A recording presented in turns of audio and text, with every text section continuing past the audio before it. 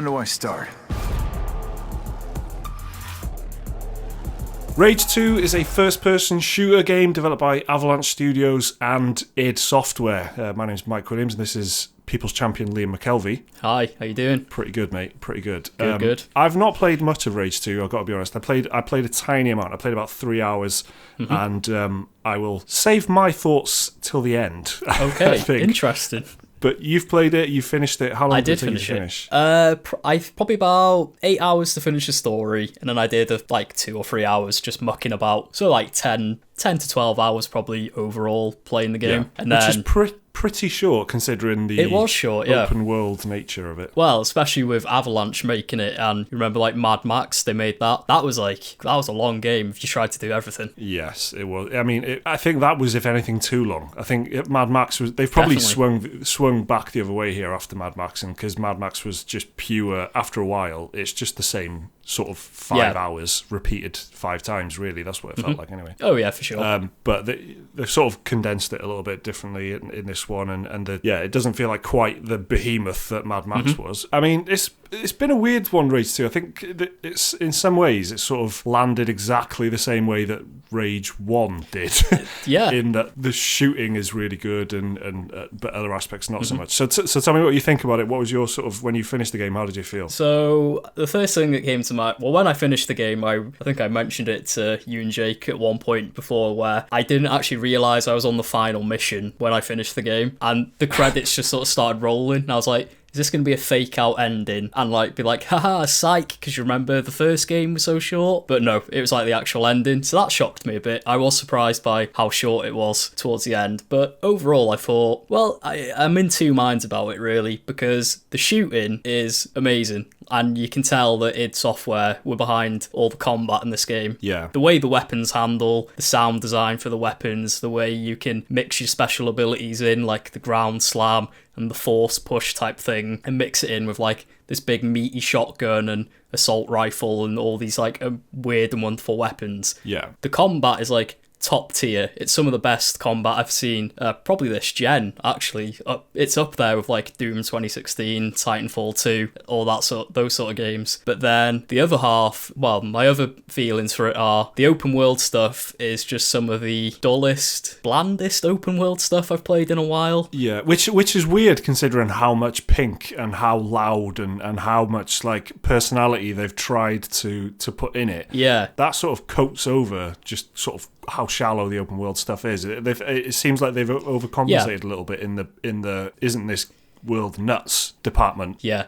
Very style over substance. Yeah. So tell me about the open world stuff then. What sort of stuff can you do in the, like, you know, what are the activities like? Does it feel, I mean, I'm assuming it doesn't sound like it was felt like it was worth your time really, but what did you feel about the open world stuff, like the activities and stuff? So like, it throws you into the open world quite quickly after like half-hour tutorial introductory mission type thing. It just throws you out there, gives you a car, and it's like, now go out into the open world. And then so the map at first is just like blank, but as you drive through it, as you encounter settlements and stuff, you can talk to people. Icons will start popping up on your map.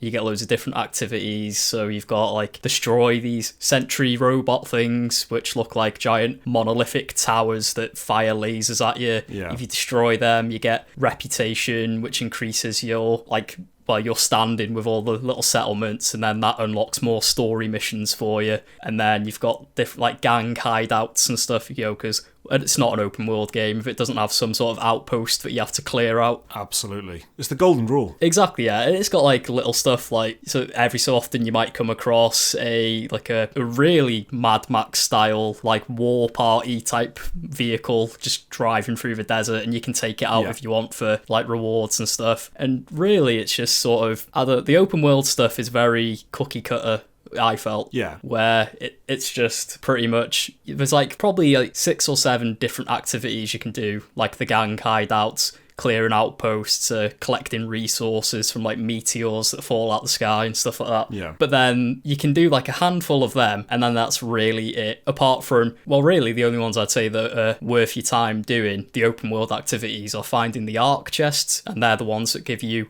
more weapons and more abilities to use in the combat. But then once you've got all them, it's just using them to do like take on the same gang outposts and clear out enemy encampments. Mutants live in the sewers and you have to take them out. It's pretty much just go to this location, kill all the enemies, and then that's it. That's like your side activity done. And that's pretty much how all the open world stuff sort of just plays out. Yeah, it's a strange one because I think, when people praise a lot of like, I don't know, like Bethesda titles or something, or someone who does like open world, as from the developer point of view, Bethesda, I mean, when they make an open world, some people really like it clicks with them and they really like connect with the NPCs and the different villages and the towns feel unique and stuff, and there's loads of personality.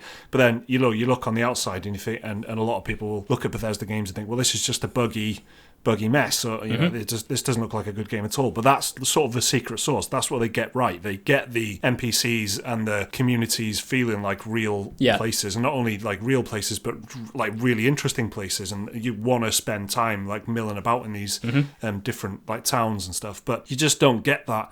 Well, I certainly didn't get it in my limited time with Rage 2. I just didn't. I spent a good chunk of time just exploring one of the towns, which was sort of like a bayou type town, which had like these hoverboat things on the outside and stuff. And if any town was going to stand out, it should have been something like that, because it wasn't like traditional wasteland stuff. But even then, I just didn't. I don't know. I really don't know what it is. I just didn't feel invested in being there, which is like a big. Yeah. When you make an open world game, it's pretty essential. There's not really much reason to be in the towns in Rage 2, because, well, apart from getting your missions, your side missions, like your bounties and stuff like that, you can get off the bounty board, or buying like stuff from the vendors to like refill your ammo, or buying upgrade items. But the towns are very static, I felt. Yeah, exactly. Yes. You walk in, there's NPCs. They might have a bit of like just dialogue giving you, like telling you who they are, or every so often you might find one who's got like a question mark above their head, and they'll tell you like a point of interest on the map. But that's really all they do. Apart from the story missions, which you pretty much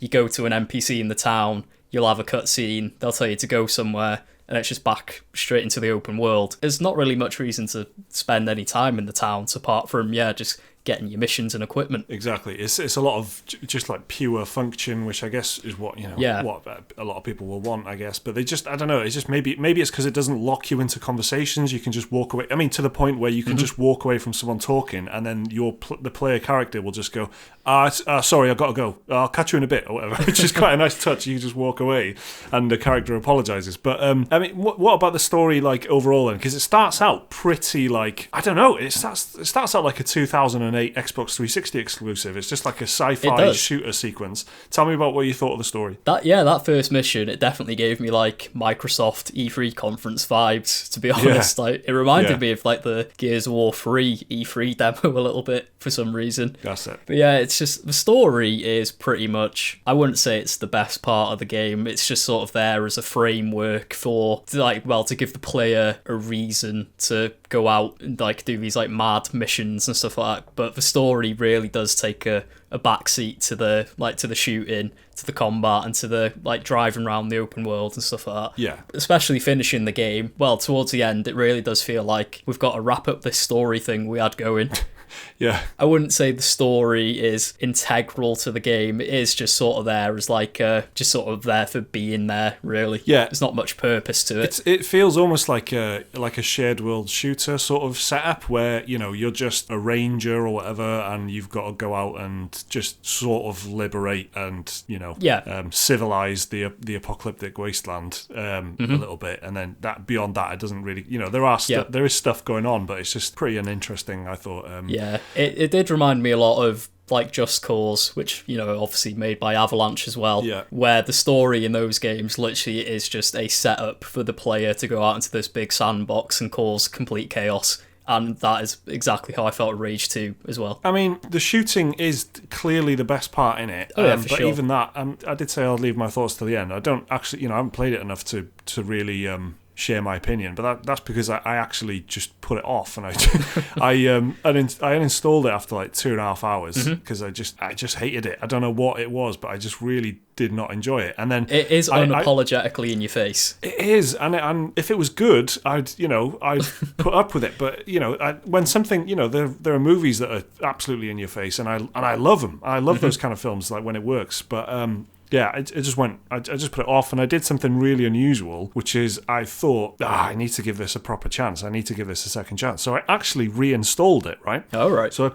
I played it for about another hour, and I was just getting hit with really frustrating little things, and it was I got hit with two pretty unusual like visual bugs. One of them was to do with that big laser tower thing you were talking about earlier. Yeah. And I don't know what the hell was going on, but it was like there was some sort of weird. I wish I'd recorded it actually, but I didn't.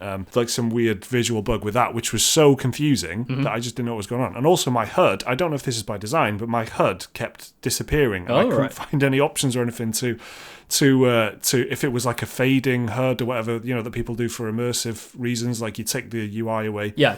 But it just kept sort of awkwardly disappearing when I fucking needed it. I needed to see what my, I needed to see if my powers had recharged or whatever. Yeah. I was trying to see what the information was, but I just couldn't see it. So I actually put it off. But I can see that, it has had like some decent reviews in some places.